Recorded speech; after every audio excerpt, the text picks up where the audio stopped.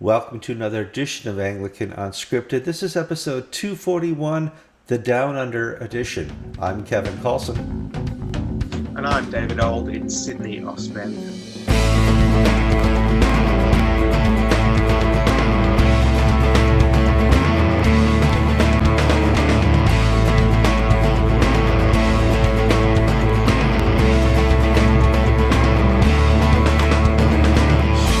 Okay, yes, he looks a little bit like his twin brother Peter, but this is David Old, and every once in a while we get news from Down Under. Some of it really good, like we talked to you last time. There was a new archbishop down Sydney Way, but there's actually different Yeah, it's been a news, and while. yeah, it's been a while since we spoke to you. There's different news. Your deacons have gotten together and are meeting and discussing some important breaking news about what's happening inside the church. And a lot of people up here in the north and in Europe haven't been following very closely. So I'm going to have you set up a little bit about what's been happening. Sure. So, what we're probably going to say right at the start of this one, Kevin, is if you have any experience yourself of abuse, particularly of children, and that's going to be a difficult topic for you, you might actually not want to. But there are some pretty serious things going on down here. For a long, long time, the government in Australia has been running what's called the Royal Commission into Institutional Responses to Child Sexual Abuse. So looking at how various institutions across Australia have handled that difficult issue. And of course, they've turned to the churches. And to the Anglican Church, it's one of the major denominations here. And over the last week or so, it's been the turn of the Diocese of Newcastle, which is just here in New South Wales in Southeast Australia. And look, Kevin, I don't think there's any other way to say it, but it has been horrible. The Diocese of Newcastle has had a reputation for getting this horribly, horribly wrong in the past, especially in the 90s and in the early 2000s. It all just wrong, and it's centered around a group of about 5 priests who were active in abuse of particularly young boys. Near Seminary, a boys' home in the Hunter region near Newcastle in New South Wales, and not just the atrocities themselves that were carried out, but the way the diocese and some pretty prominent figures in the Anglican Church of Australia today are accused of having already not dealt with it is now all coming to light in the evidence being given over the past few days. Yeah, it's. I've heard that there were envelopes with names in it that just get passed around and hidden. That the diocese was aware that there was abuse going on, but they decided at the time, and that was probably, a political decision or an evil decision, just to put it under the rug, let somebody else deal with it. Yeah, quite literally. So, one of the suggestions over the past few days, I know we want to be clear, some of this is still just alleged and contested by those who were there, but some of it's becoming quite clear. So, for example, one of the claims is that there was a 5 brown envelopes, literally some manila envelopes full of the information of alleged abusers and the things that they'd done. And a number of people at the time knew about this stuff, actually meetings about it, but didn't do it. Just in the last couple of days, a man called Keith Allen, who was a lawyer in the diocese and a trustee of the diocese for a while, was asked about stuff he didn't do about things, and the presiding judge said to him, was this because it was basically a do nothing and a cover up and protect the church approach? And he said, yep, that's basically what happened. So that's one of the allegations. Now, the real serious allegation at that point is that our current Archbishop of Perth, Roger Hurft, who was bishop at the time in Newcastle, knew about this file and did nothing about it. So there's allegations that people involved in victims of the abuse, both themselves and him, and he effectively dismissed them and so forth. That's coming down on the witness list. Will probably appear next week now, given the way that it's taking a long time to go through the witness list. It's a particularly interesting thing here in Australia because the Anglican Church has a history and quite a famous history on this issue. Former Archbishop of Brisbane, Peter Hollingworth, was the guy that's so historically is known for not getting this right. After being Archbishop in Brisbane, he actually became the Governor General of Australia, which is like it's a ceremonial position. It's literally the Queen's man, the governor of the Hmm. whole of Australia. It's a real honor, head of state, effectively, but not quite because the Queen's the head of state. But if you know what I mean, and he actually resigned 2 years into being Governor General because it came to light that while he'd been Archbishop of Brisbane, he'd not handled the matter well and not dealt with it properly. So we have kind of learned about this as a denomination and kicked in things and got used to them. But it seems that it was going on in Newcastle, not dealt with properly. And it'll be really interesting when Archbishop Roger Herf takes the stand. His lawyers will be fighting hard. He'll be denying that he knew about these things. But here in Australia, like in other places, it is a crime not to report matters like this to the police. And so the Yeah, allegation is that they knew. that's here in America, and I know in many of the European countries, you're culpable if you don't report allegations of abuse. And let's be firm here. Does Australia have those laws? Yeah, we have laws like that. So, for example, I, as a minister in a church, I'm a mandatory reporter. That is to say, if I even have a thought that there is some abuse of children going on, of whatever form that may be, I actually have to report it. Not necessarily to the police. I have to go to the department's report line and do that. And it's actually that's something I've done in my position as a rector of a church on a number of occasions. And actually, because of our training now in this area, I instinctively do that. So if I'm Mm-hmm. just not sure, I pick the phone, I talk to someone on the other end of the line. I say, "This is the situation. I'm an Anglican minister. This is what I'm aware of. What do you want me to do with it?" It's the thing that you do now. You just to do. But also, of course, if there's a criminal matter, criminal abuse, particularly of children, again, you have to report it. You're not Yeah. allowed to, you know. So the seal of the confession, for example, just you're not allowed to rely on that. Not that was ever the case in these matters in Newcastle. This is about central diocesan officials knowing about these things and not dealing with them. Yeah. So let's talk about what this does to the image of the church in Australia. One of the ways to avoid something like this in the future is to let people know what you're doing in the long run. And what does this do to the Anglican Church in Australia? Well, so we have so our constitution is perhaps very different to what it's like in America, both for the ACNA and the Episcopal Church. We have quite a loose federation of dioceses. So while we have a national standard called faithfulness in service, each diocese has its own professional standards unit and its own professional standards, many of which are very similar to each other, as you'd expect best practice to be. So I can speak clearly to the situation here in Sydney. Even when I was at Moore College, which is our seminary, I was being taught on this stuff. We have the courses where for the first time you're exposed to this stuff and shown what it's like and how it works and what grooming is. And that's quite harrowing the first time. I don't know if you've ever got that kind of training, but it's Hmm. quite harrowing the first time you learn how it works and learn about just the horrible damage that it does, which sounds a bit of a bizarre thing to say now, but until you really get your head around it, you know, we want to shy it away, which is obviously one of the reasons people didn't report it in the first. We have rules and protocols, and I number. It's actually speed dial on my phone. I have a number for a professional standards unit call. I've got a number to report. I've got a number just to chat things through, to get advice. And I do that. I think about 4 or 5 times a year at least. I'm calling the professional standards unit and I'm just getting advice. And we had an incident a while ago in our church, for example, where a man came to church that I knew through something else, an elderly man, and he came to church on a Sunday. And that same day, members of our parish came to me and said, "Look, we know him from the past," and Oh, outlined a whole wow. bunch of stuff.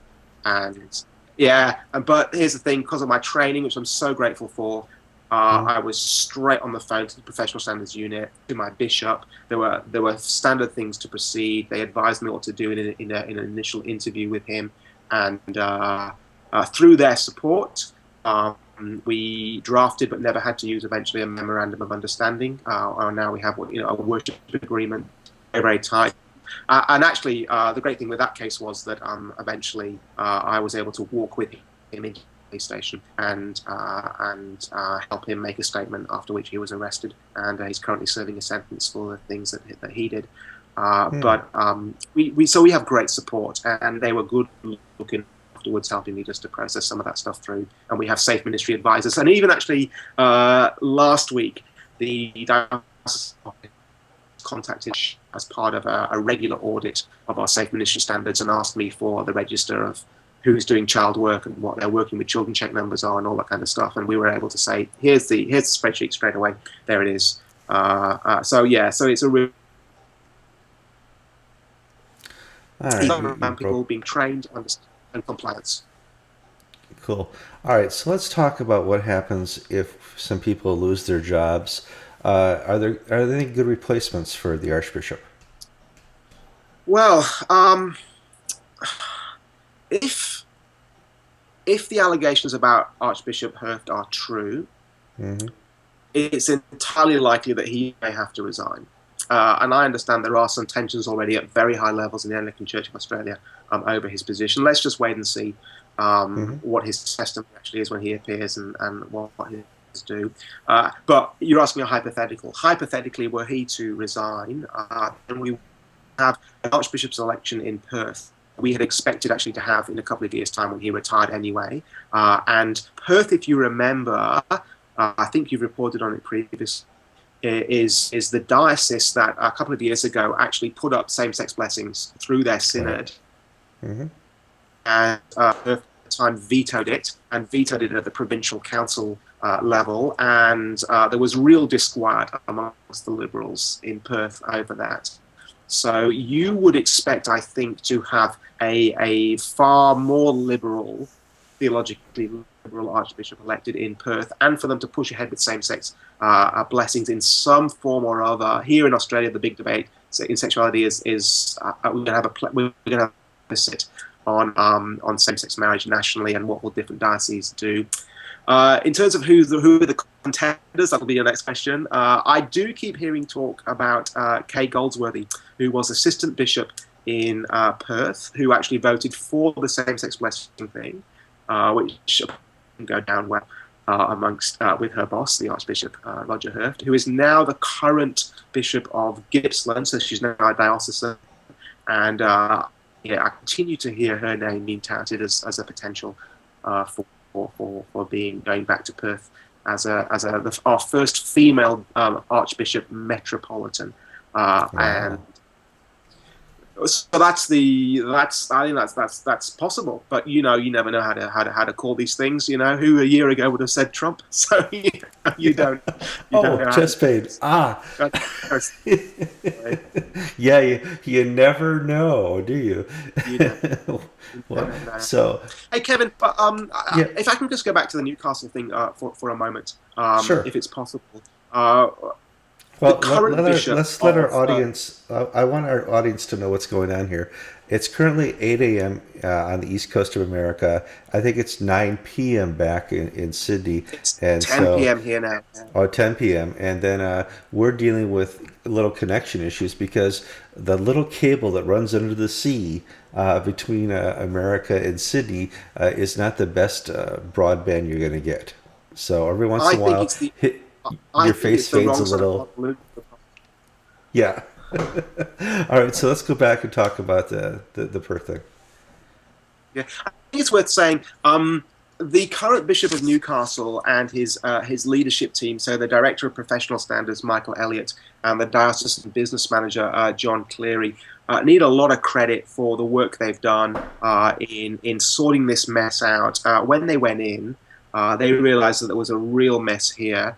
And Michael Elliott in particular, I understand we're hearing from testimony, had a bit of a standoff with some of these guys that were there, and said this isn't on, and we need to sort this out. And I've been critical of Bishop Greg Thompson over theological issues and leadership issues in the diocese before now, and I'm in print on that, and I stand by those criticisms. But I think in this regard, he needs to get the credit that's due for grasping this bull by the horns and dealing with it. He himself, of course, earlier this year said that he had himself been a victim of abuse, albeit as as an adult, but a very young adult, by a former bishop.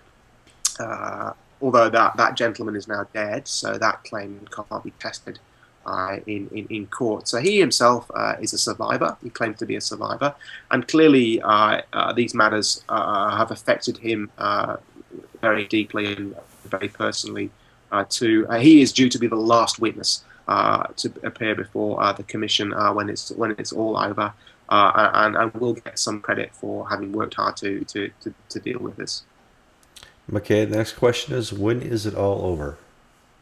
Oh well, um, this bit in Newcastle was scheduled, I think, to be finished tomorrow or Friday here, but it's looking now that it's going to go on to next week. The witness list keeps getting extended to. I mean, there's some incredible witnesses here. There's the former dean, Lawrence of Newcastle, a man who was defrocked for his activities, and then went to the Supreme Court to try and challenge that defrocking. He lost that case. It's pretty clear he's a witness. A delivery to the home of now deceased priest Peter Rushton, who was prosecuted and successfully prosecuted for several outrageous crimes against young boys. As part of his delivery work, he found a whole load of child pornography.